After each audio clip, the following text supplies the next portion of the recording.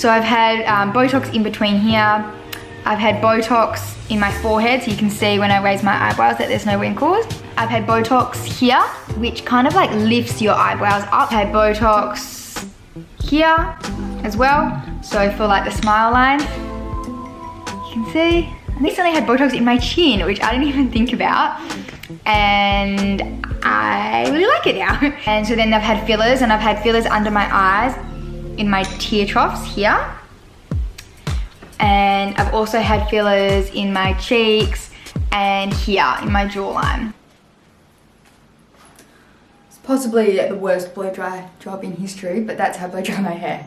It's magic. I'm just lucky because my hair is pretty manageable, so it usually just goes straight.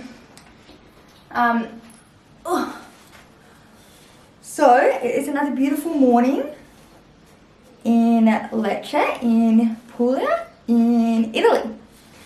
And I thought I would do a little video about all the beauty things because I have received a lot of messages about this stuff, and it has been something that's been on my mind. I suppose I've just been trying to find like the best way to talk about all this stuff because I feel like, I just picked my nose. Because I feel like it's something that I need to talk about. It's just taken me a bit of time to kind of figure out exactly how I stand on it. And it's always a bit scary like putting this stuff out there because I suppose you feel like once it's on the internet, like that's like permanent, and then you don't want to be held accountable for that.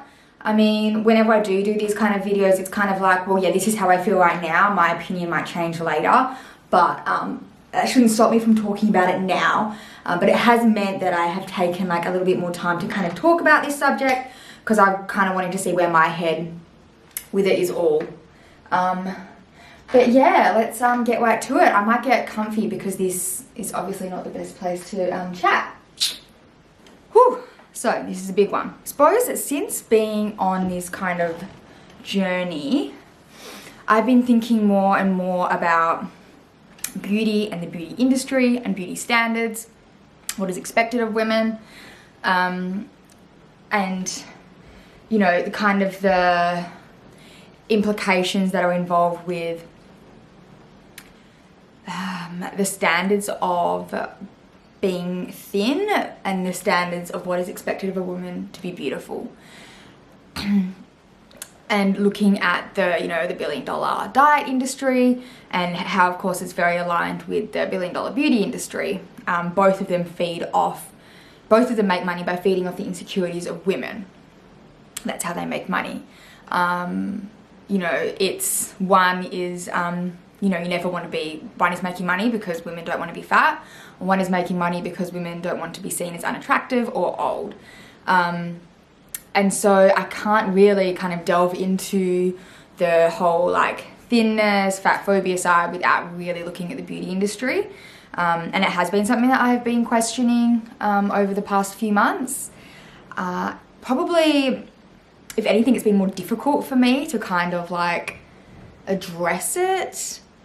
I think because obviously I am thin, and so for me to go into the whole accepting that, you know, accepting your body and encouraging body neutrality and body love has been easier for me because I already fit that mold, but I didn't feel that I fit the mold of what is beautiful.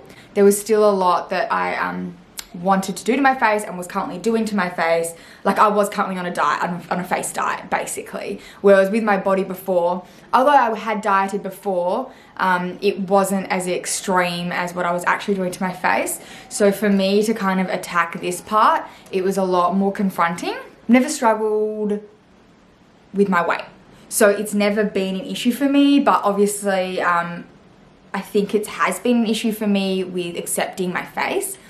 It's not that I don't think that I'm attractive, it's more that I think compared to everyone else that I see on Instagram that I feel like I'm not as attractive for sure. All the other girls that I saw who was like so beautiful I saw on Instagram always had like the most beautiful like lips and like jawline and cheekbones and just like this, that kind of, you know, that face that you see on Instagram that everyone has. Everyone had that face. And I think I just felt like insecure about mine. I really also liked the way that my face was looking with fillers in it. I definitely felt like, yeah, this is like, I'm feeling better about my face. You've got to examine like all the things that you're doing and think, why am I doing this? Am I doing this as a form of, this is how I kind of put it in like categories. Am I doing this as a form of self-care or self-expression? And if it wasn't one of those things, then the reason that I'm doing it is to fit into society and to uphold beauty standards. So I've kind of been examining all the different things that I do to my face and thinking like, where does this fit in that kind of category? Because I mean, it's not black and white, and sometimes I do think as I go through my journey that that they're going to change as well. Looking at all the different things that I do for myself and figuring out where they kind of lie.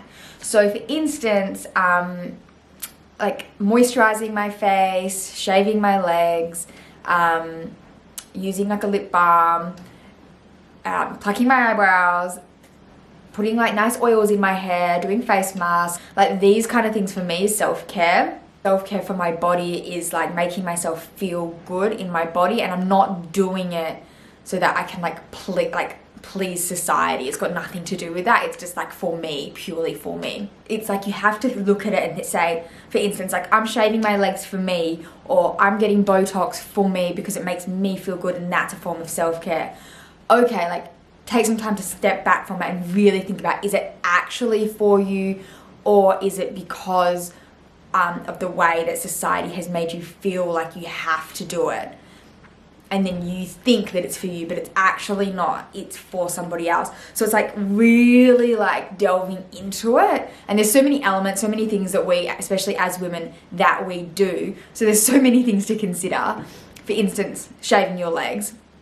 I do think that this is something that we have done for so long. Like I've been shaving my legs since I was 12. So for the past 18 years, I've been shaving my legs. So it's very difficult for me to break that habit of not wanting soft legs. And I think I'm too far deep now to not want them, to not feel, if I did grow them out, to see it as being like something that I would like. For me, it's cemented itself as self-care, which is concerning, because you think then that if I was to catch that earlier, and if shaving became popular 2 years ago, maybe I'd be like, oh my God, I'm not doing that anymore. For me, shaving my legs, I don't see how me stopping shaving my legs would lead to body liberation and freedom. It doesn't feel like that for me, because shaving my legs is not on my mind all the time. I literally spend 5 minutes twice a week doing it. Dieting, you kind of think about it all day, every single day. If I was thinking about shaving my legs all day, every single day, then maybe I'd be like, yeah, I need to give this up, because this is taking up way too much of my brain space. Do you know what I mean? It's I think everything's got points. As in let's say dieting's worth 10 out of 10 points for how much it F's you up. Shaving for me is worth I don't know, 2 out of 10 points. So it's not something it's not something that's going to break my life, right? That's probably a good way to put it. For me, when I look at fillers and Botox, they've got a lot of points in terms of effing you up. And so when I'm looking at something and I give things, for me, I give them points and put them on a scale. And for me, they're 9 out of 10, 10 out of 10 points. That's really high on the scale. So that is something that I really wanted to consider and talk about, and come to a decision of that I'm not going to get Botox and fillers anymore, which is really exciting, not just for my bank account, but also I think for myself, honestly, because I have been doing it for the past few years, and I just said, oh my God, I love it so much. I encouraged my friends to do it. I was like, you're gonna love it. It's the best thing ever. I love my new face. I am scared about all my fillers coming out of my face, I have to say. I mean, I've got a fast metabolism, and apparently when you do have a fast metabolism, you burn up fillers a lot. So I think I actually have burnt through most of my fillers anyway. I still got a little bit in my in my lips, and I've definitely still got Botox, but you can see it kind of all coming back because I haven't had it in a while, and I burn through Botox and fillers really quickly.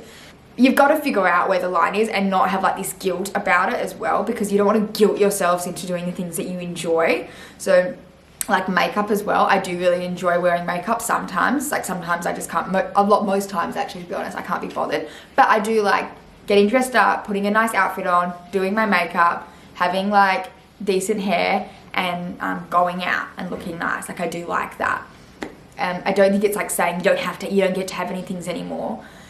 I think beauty means something to a woman, and it's not just about being beautiful in like a shallow kind of way. It's like truly feeling beautiful. And I think if something helps you to feel beautiful, then it's not like a necessary thing that you have to ditch it, but you have to just consider the reasons as to why you're doing it.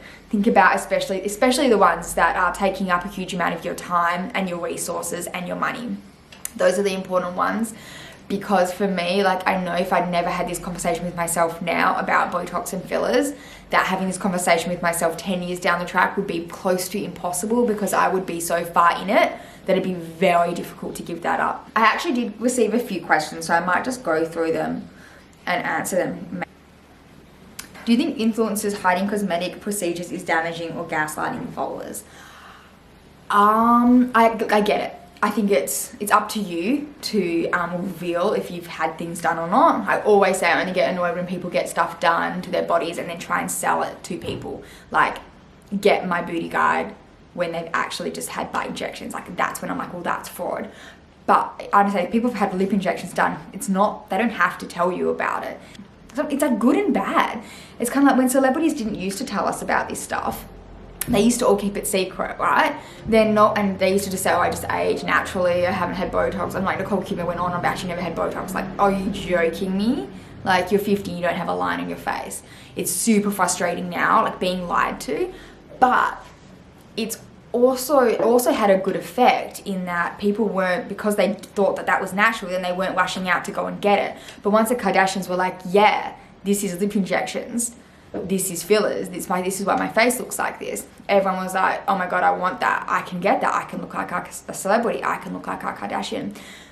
So it's like almost by being honest, we've made the situation worse. When I say I get things done to my face, I'm not like encouraging you to do it to yourself. It's totally up to you to make that decision, and I feel like me sharing it is not me telling you to get it done, even though I really like it. It's like if I used a waist trainer and then, and I kept it a secret, I never told anyone, right? I just said, oh, my waist is genetically small. And so you'd be like, oh, well, her waist is just small. And then I came out and said, yeah, I actually am using one because I want to be honest with you guys. Here it is. You can buy it. I know, like, I would sell so many. I recently saw a girl come out and do this, and although I really appreciated her honesty, I was like, man, now so many people she's actually influencing people to go out and buy this waist trainer. I never actually looked at it like that. I always viewed it as like honesty is the best policy. But now I'm kind of like, actually the impact of that honesty is worse than actually just keeping your mouth shut and not saying anything instead. Because if everyone actually thought that you did genuinely look like that, they wouldn't be rushing out to try and buy it and spending their money and trying to look like that. They would maybe spend more time just accepting the body as they are. I think if anything, I'm leaning towards it's probably better to not say that you've had anything done, because then we're not talking about it and encouraging it. But yeah, I think I'm gonna wrap this up because I'm gonna go get some lunch. And yeah, I think we're gonna make another salad for lunch, because like there's nothing else to eat in Italy besides pasta and pizza, which I love, which is amazing and very nice. I'm very grateful. But I also think like sometimes I want something different. Like we were trying to get some Indian food the other night. There's no Indian food, there's no Mexican food, there's nothing. So we're a little bit pizza pastaed out. So what we've been doing is just going to the shops, buying like some nice stuff for some salad, making that up, and then like for night, that's when we'll have like pizza pasta kind of stuff. But yeah, hope you liked that little video, and I'm gonna have trouble cutting it down because it's gonna be so long.